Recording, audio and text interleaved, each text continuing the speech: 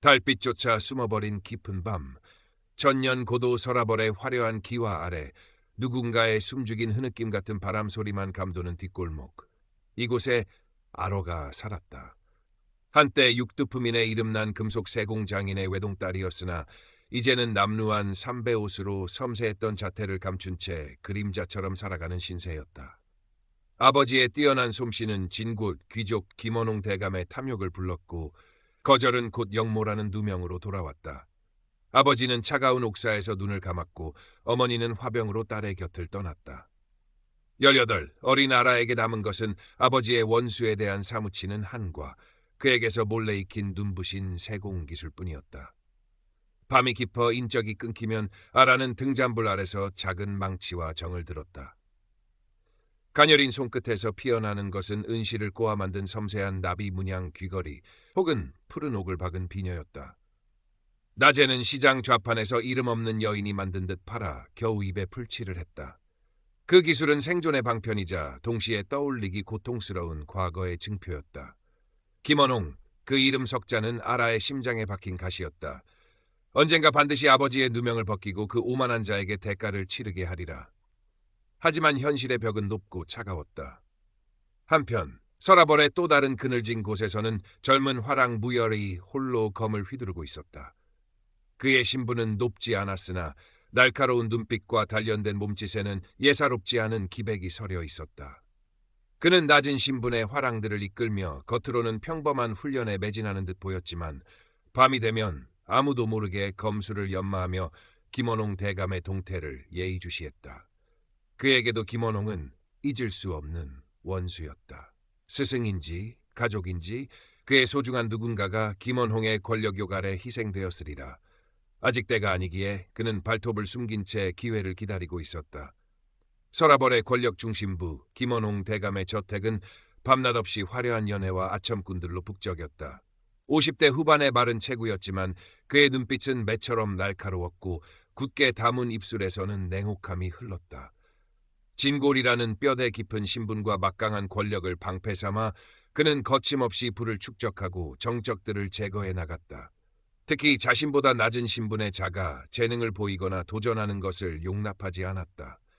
그의 탐욕은 끝이 없었고 그 오만함은 하늘을 찔렀다. 신라의 엄격한 골품제는 그의 악행을 더욱 단단히 비호하는 성벽과 같았다. 서라벌의 태평성대 이면에는 이렇듯 뒤틀린 욕망과 거바 터지기 직전의 원한들이 어지럽게 얽혀 있었다. 어느 스산한 늦가을 저녁, 아라가 저작거리 좌판에 내놓았던 작은 은재 놀이개가 예기치 못한 파문을 일으켰다. 섬세하게 새겨진 봉황 문양, 그것은 본래 왕실에서나 사용될 법한 도안이었다. 하필이면 그날 시장을 둘러보던 김원홍의 신복 중 하나가 그 놀이개를 발견한 것이다. 그는 즉시 대감에게 이를 보고했다.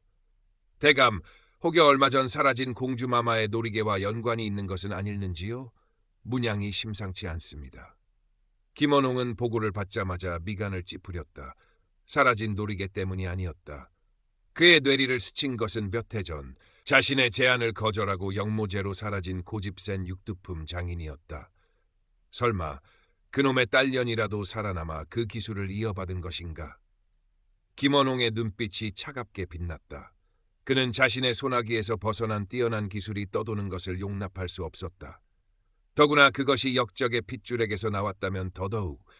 당장 그 계집을 찾아내라. 쥐새끼 한 마리라도 놓쳐서는 안 된다. 김원홍의 명령은 서슬 퍼렇게 떨어졌고 그의 수하들은 눈에 불을 켜고 아라를 찾아 나섰다. 불길한 낌새를 챈 아라는 작업도구 몇 가지만 간신히 챙겨 뒷골목을 빠져나왔다. 이미 저작거리에는 자신을 찾는 듯한 험악한 인상의 사내들이 깔려 있었다. 숨막히는 추격전이 시작되었다. 좁고 어두운 골목길을 필사적으로 내달렸다. 잡히면 끝장이다. 아버지처럼 억울한 누명을 쓰고 죽거나 혹은 김원홍의 놀이개가 되어 평생 그의 탐욕을 채워주어야 할지도 모른다. 공포가 온몸을 휘감았지만 아라는 이를 악물고 달렸다. 막다른 골목에 다다랐을 때 아라는 절망했다. 거친 숨소리와 함께 추격자들의 발소리가 점점 가까워지고 있었다. 그때였다. 어둠 속에서 그림자처럼 나타난 사내가 아라의 팔을 강하게 잡아 끌었다. 이쪽이요. 놀랄 틈도 없이 아라는 그에게 이끌려 허름한 담벼락의 비밀 통로 같은 곳으로 몸을 숨겼다. 바로 무열이었다. 그는 화랑 훈련을 마치고 돌아가던 중 험악한 사내들에게 쫓기는 아라를 목격했다. 김원홍의 수하들이라는 것을 직감한 그는 망설임 없이 개입했다. 또 다른 무고한 희생자를 만들 수는 없었다. 어쩌면 저 여인이 김원홍을 무너뜨릴 실마리가 될 수도 있지 않을까 하는 생각도 스쳤다. 숨막히는 정적이 흘렀다. 밖에서는 아라를 찾는 고함 소리가 들려왔다. 무열은 낮은 목소리로 속삭였다. 김원홍 대감의 수하들인 것 같소. 무슨 일이요? 아라는 처음 보는 사내를 경계했지만 그의 눈빛에서 저기는 느껴지지 않았다. 오히려 자신과 비슷한 종류의 분노와 슬픔이 어려있는 듯했다. 잠시 망설이던 아라는 떨리는 목소리로 자신의 처지를 간략하게 털어놓았다. 아버지의 억울한 죽음, 김원홍의 탐욕, 그리고 지금 쫓기는 이유까지. 무열은 묵묵히 듣고 있었다. 그의 주먹이 자신도 모르게 굳게 쥐어졌다. 아라의 이야기는 그의 잊혀진 상처를 건드렸다. 나 역시 그자에게 갚아야 할 빚이 있소. 무열의 낮은 목소리에는 깊은 원한이 서려 있었다. 두 사람은 어둠 속에서 서로의 눈을 바라보았다. 같은 적을 가진 자들만이 공유할 수 있는 기묘한 유대감이 짧은 순간 그들 사이에 흘렀다.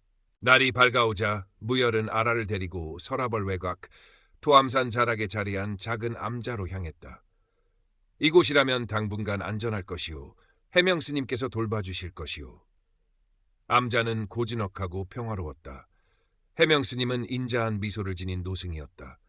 그는 과거 아라의 아버지와 젊은 시절 인연이 있었다고 했다. 스님은 아라의 기구한 사연을 듣고 안타까워하며 기꺼이 그녀를 숨겨주었다. 세상사 인연이란 참으로 묘하구나. 내 아비의 굳은 심성을 내가 기억하지. 부디 이곳에서 심신을 추스르거라. 암자에서의 생활은 조용했지만 아라의 마음은 편치 않았다. 아버지의 원수를 갚아야 한다는 생각과 이대로 숨어 살고 싶다는 안온함에 대한 갈망 사이에서 갈등했다. 무열은 며칠에 한 번씩 암자를 찾아와 바깥 소식을 전해주었다. 김원홍은 여전히 혈안이 되어 아라를 찾고 있다는 것, 그리고 그의 탐욕스러운 행보는 날이 갈수록 심해지고 있다는 소식이었다. 무열은 또한 김원홍의 약점을 찾기 위해 은밀히 정보를 수집하고 있었다. 그는 화랑으로서의 신분을 이용하여 김원홍의 저택 주변을 감시하고 그의 측근들에게 접근하려 애썼다. 어느 날 밤 아라는 무열에게 조심스럽게 자신의 계획을 털어놓았다. 제게 아버님께 배운 세공 기술이 있습니다. 혹 이 기술로 김원홍 대감의 비리를 밝힐 증표를 만들 수 있지 않을까요?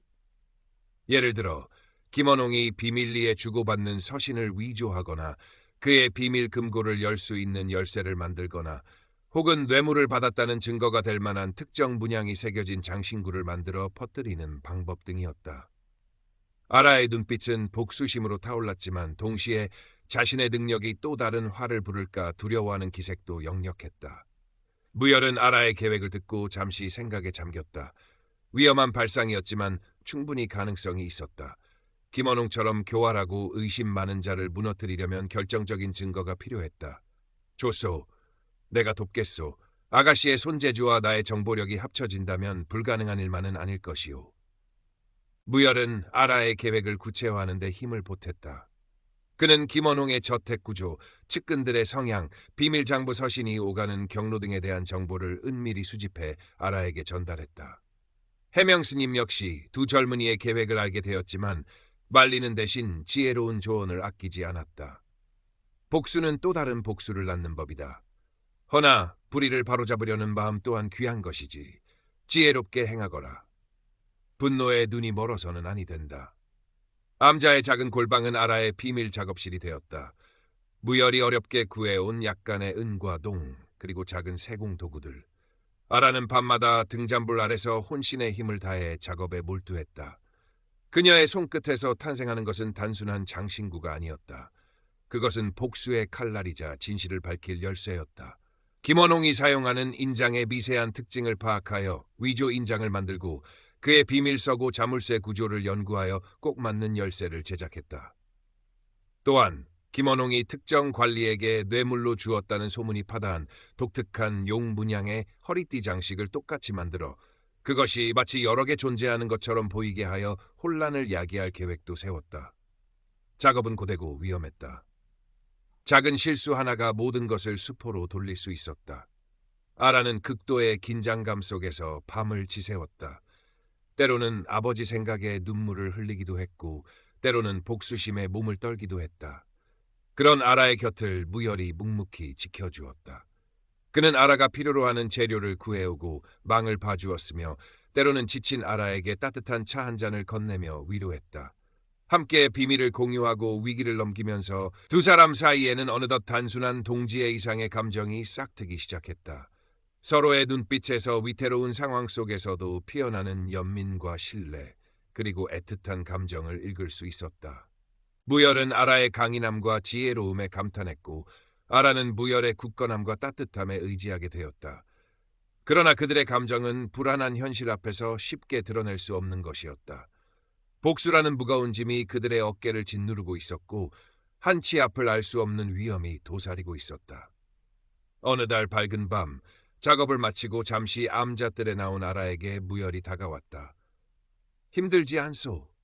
그의 목소리에는 진심 어린 걱정이 담겨 있었다. 아라는 희미하게 미소 지으며 고개를 저었다.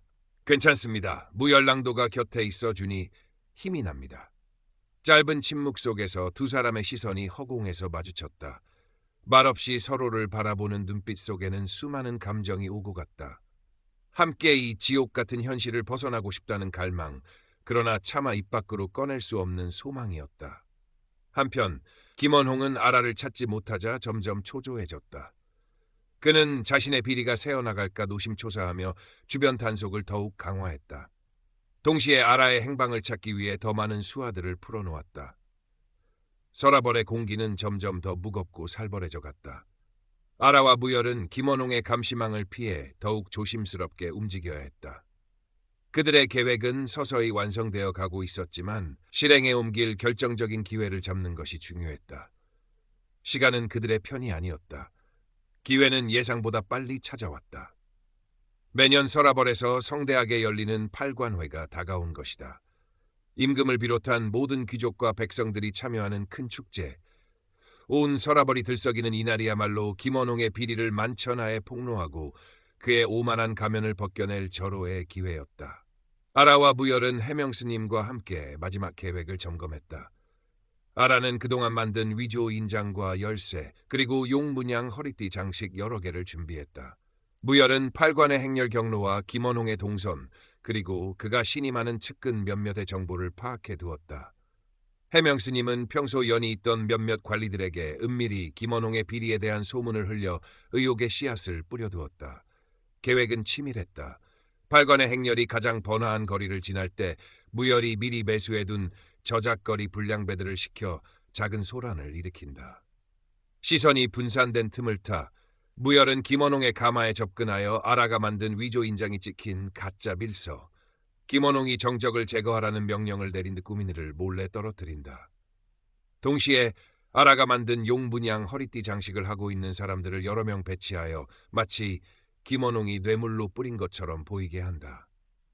또한 해명스님이 미리 손을 써둔 관리 중 하나가 결정적인 순간에 김원홍의 비리 장부를 입수했다며 증거를 제시하도록 한다. 이 모든 것이 동시에 터져나와 김원홍을 궁지로 몰아넣는 것이 목표였다. 발관의 당일 서라벌은 인산인해를 이루었다. 화려한 깃발과 등불이 거리를 수놓았고 풍악 소리가 흥겹게 울려 퍼졌다. 아라는 변장을 하고 군중 속에 섞여 있었고 무열은 화랑복장을 한 채 행렬 근처에서 기회를 엿보고 있었다. 해명스님은 암자에서 조용히 그들의 성공을 기원했다. 심장이 터질 듯 긴장되었지만 두 사람의 눈빛은 결연했다. 마침내 김원홍의 화려한 가마가 약속된 장소에 이르렀다. 무열의 신호에 따라 저작거리 한쪽에서 고함 소리와 함께 작은 싸움판이 벌어졌다. 사람들의 시선이 잠시 그쪽으로 쏠린 순간 무열은 바람처럼 움직였다. 그는 눈 깜짝할 사이에 김원홍의 가마 옆을 스쳐 지나가며 품 안에 숨겨두었던 가짜 밀서를 떨어뜨렸다. 동시에 군중 속 여기저기서 아라가 만든 용분양 허리띠 장식을 한 사람들이 눈에 띄기 시작했다. 누군가 저 장식 김대감 댁에서 나온 것이라던데? 하고 수군거리기 시작했다. Current Part Characters 97, Total Characters 298. 혼란은 거기서 그치지 않았다. 행렬이 잠시 멈춘 사이 갑자기 한 관리가 뛰쳐나와 임금 앞에서 큰 소리로 외쳤다. 폐하, 소신, 김원홍 대감의 추악한 비리가 담긴 장부를 입수하였나이다. 그는 품에서 두루마리 하나를 꺼내들었다.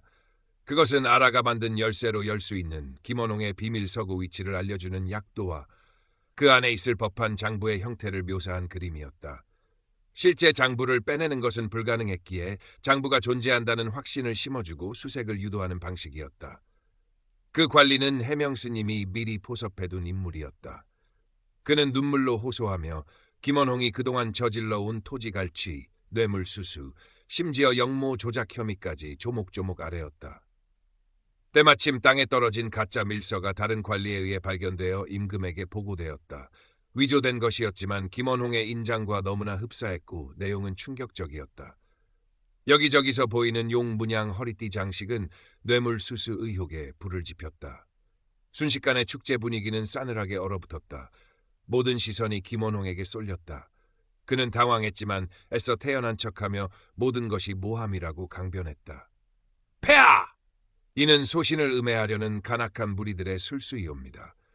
저 장부는 가짜이며 밀서 또한 위조된 것이옵니다. 하지만 이미 의혹은 걷잡을 수 없이 퍼져나갔다. 평소 김원홍에게 불만을 품고 있던 다른 귀족들이나 관리들도 이때다 싶어 그에게 불리한 증언들을 쏟아내기 시작했다. 김원홍의 오만함에 눌려 감히 입을 열지 못했던 피해자들이 용기를 내어 그의 악행을 고발했다. 상황이 심상치 않게 돌아가자 김원홍은 자신의 수하들에게 눈짓을 보내 소란을 일으키고 도망칠 기회를 엿보려 했다. 바로 그때 무열이 나섰다. 그는 김원홍의 수하들이 움직이려는 것을 막아서며 검을 뽑아들었다. 대감의 죄가 만천하에 드러났거늘 어딜 가려 하시오. 화랑복장을 한 무열의 등장은 사람들을 더욱 놀라게 했다. 그의 용맹한 모습과 외침은 김원홍의 죄를 더욱 명백하게 만드는 듯했다. 김원홍의 수하 몇몇이 무열에게 달려들었지만 그동안 갈고 닦은 무열의 검술 앞에 속수무책으로 쓰러졌다. 화려한 축제장은 순식간에 아수라장으로 변했다. 무열은 아라가 군중 속에 무사히 있는지 슬쩍 확인하며 김원홍이 빠져나가지 못하도록 퇴로를 막았다. 그는 단순히 김원홍을 막는 것이 아니었다. 그는 자신의 과거, 아라의 아버지, 그리고 김원홍에게 짓밟힌 수많은 사람들의 원한을 대신하여 싸우고 있었다. 군중 속에서 이 모든 것을 지켜보던 아라의 눈에서는 뜨거운 눈물이 흘러내렸다. 아버지의 한, 자신의 고통, 그리고 무열과 함께했던 수많은 밤들의 노력이 헛되지 않았다는 안도감과 벅찬 감정이 뒤섞였다. 그러나 동시에 이 비비린내 나는 복수의 끝이 과연 진정한 평화를 가져다 줄 수 있을지에 대한 불안감도 스멀스멀 피어올랐다. 결국 김원홍은 임금의 명에 의해 그 자리에서 체포되었다. 그의 저택은 즉시 수색되었고 비록 아라가 만든 약도 속의 비밀 장부는 찾지 못했지만 애초에 존재하지 않았을 수도 있다. 그의 다른 비리를 입증할 만한 증거들이 속속 발견되었다. 그동안 그의 권세에 눌려 숨죽이고 있던 증언들이 본물처럼 터져나왔다. 신라 조정을 뒤흔든 이 사건은 며칠 밤낮으로 이어졌고 마침내 김원홍은 모든 관직과 재산을 박탈당하고 멀리 변방으로 유배되는 것으로 일단락되었다. 그의 몰락은 서라벌 귀족 사회에 큰 충격을 주었지만 골품제라는 거대한 벽 자체를 허물지는 못했다. 아라 아버지의 영모 2명은 공식적으로 벗겨지지는 못했다. 이미 너무 오랜 시간이 흘렀고 김원홍의 몰락 과정에서 나온 수많은 이야기 속에 묻혀버렸다. 하지만 진실을 아는 사람들 사이에선 그의 억울함이 어느 정도 해소되었고 아라는 그것으로 위안을 삼기로 했다. 복수는 이루어졌지만 그 끝은 씁쓸했다. 권력 다툼의 추악함과 신분제도의 견고한 벽 앞에서 아라와 무열은 깊은 환멸을 느꼈다. 서라벌의 화려함은 그들에게 더 이상 동경의 대상이 아니었다. 사건이 잠잠해진 후 아라와 무열은 해명 스님을 찾아갔다. 스님, 저희는 이제 이곳을 떠나려 합니다. 해명 스님은 두 사람의 결정을 예상했다는 듯 조용히 고개를 끄덕였다. 그래, 그것이 너희에게 더 나은 길일지도 모르겠구나. 서라벌은 여전히 너희 같은 젊은이들이 뿌리 내리기엔 너무나 척박한 땅이다. 부디 새로운 곳에서는 서로에게 의지하며 평온을 찾거라. 스님은 두 사람의 앞날을 진심으로 축복해 주었다. 아라와 무열은 최소한의 짐만 챙겨 조용히 서라벌을 떠났다. 그들의 목적지는 정해지지 않았다. 다만 아무도 그들을 알아보지 못하는 곳, 신분의 굴레와 과거의 원한에서 벗어나 서로에게만 집중할 수 있는 조용하고 평화로운 곳을 향해 나아갈 뿐이었다. 동해의 푸른 바다가 보이는 작은 어촌 마을일 수도 있고 깊은 산속의 외딴 오두막일 수도 있었다. 그들이 서라벌 성문을 나서는 새벽녘, 동쪽 하늘이 희미하게 밝아오고 있었다. 아라는 뒤를 돌아보지 않았다. 화려했지만 고통스러웠던 과거는 이제 뒤로 하고 오직 옆에 있는 무열의 손을 잡은 채 새로운 미래를 향해 나아갈 뿐이었다. 무열 역시 검을 내려놓고 평범한 사내로서 아라 곁을 지킬 것을 다짐했다. 그의 눈빛에는 더 이상 복수심이 아닌 미래에 대한 조심스러운 희망과 아라를 향한 깊은 애정이 담겨 있었다. 그들이 정착한 곳은 동해 바다가 보이는 작은 포구 마을이었다. 서라벌과는 달리 소박하고 평화로운 곳이었다. 사람들은 순박했고 신분보다는 서로의 노동과 진심을 더 중요하게 여겼다. 아라는 더 이상 자신의 신분이나 재능을 숨길 필요가 없었다. 그녀는 아버지에게 배운 세공 기술을 이용하여 마을 사람들의 망가진 농기구를 고쳐주거나 작은 장신구를 만들어 나누어 주었다. 그녀의 섬세한 솜씨는 사람들에게 실질적인 도움과 작은 기쁨을 선사했고 아라는 그 속에서 진정한 보람을 느꼈다. 자신의 재능이 더 이상 누군가의 탐욕의 대상이나 복수의 도구가 아니라 사람들을 이롭게 하는 데 쓰일 수 있다는 사실에 감사했다. 무열은 검 대신 그물을 잡았다. 그는 건장한 체격과 성실함으로 금세 능숙한 어부가 되었다. 거친 바다와 씨름하며 땀 흘려 일하는 삶은 화랑으로서 칼날 위를 걷던 과거와는 달랐지만 그는 매일 밤 아라가 기다리는 작은 집으로 돌아오는 현재의 삶에 만족했다. 그는 더 이상 누군가를 해하기 위해 검을 들 필요가 없었고 밤에는 복수가 아닌 평온한 잠을 잘 수 있었다. 때때로 서라벌에서의 기억이 떠올라 괴로울 때면 아라의 따뜻한 위로와 변함없는 사랑이 그의 상처를 보듬어 주었다. 두 사람은 마을 사람들과 자연스럽게 어울리며 살아갔다. 처음에는 외지인이라는 시선도 있었지만 그들의 성실하고 진솔한 모습에 마을 사람들도 점차 마음을 열었다.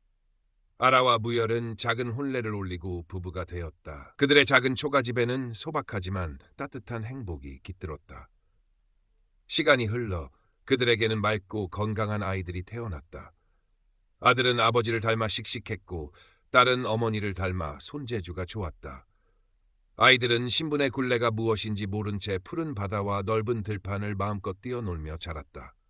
아라와 무열은 아이들에게 서라벌에서의 과거 이야기를 자세히 들려주지는 않았다. 다만 불의에 맞섰던 용기와 서로를 향한 사랑의 힘, 그리고 평범한 삶의 소중함에 대해 이야기해 주었다. 그들의 구원은 김원홍의 몰락이라는 복수의 완성이 아니었다. 진정한 구원은 서로를 만나 사랑하고 억압적인 과거로부터 벗어나 스스로의 힘으로 새로운 삶을 일구어낸 과정 그 자체에 있었다. 그들은 피로 얼룩진 복수 대신 사랑과 용서 그리고 평화 속에서 진정한 행복을 찾은 것이다. 동해의 푸른 파도 소리는 오늘도 그들의 평화로운 삶을 조용히 감싸주고 있었다. 어쩌면 해명 스님이 말했던 것처럼 가장 어두운 밤을 지나야만 가장 밝은 새벽을 맞이할 수 있는 것인지도 몰랐다. 아라와 무열은 서로의 존재 자체가 그들에게 가장 빛나는 새벽임을 매 순간 확인하며 오래도록 행복하게 살아갔다. 세월은 유수와 같아 어느덧 10여 년이 훌쩍 흘렀다. 서라벌에서는 김원홍의 이름도 한때 그를 둘러쌌던 소문들도 사람들의 기억 속에서 희미해져 갔다. 골품제의 높은 벽은 여전했고 권력을 향한 새로운 암투는 끊이지 않았지만 적어도 아라와 무열이 떠나온 그 시절의 특정 사건들은 시간의 먼지 속에 묻혔다. 무열이 화랑이었다는 사실이나 아라가 뛰어난 세공 기술을 가졌던 육두품의 딸이었다는 사실을 기억하는 이는 거의 없었다.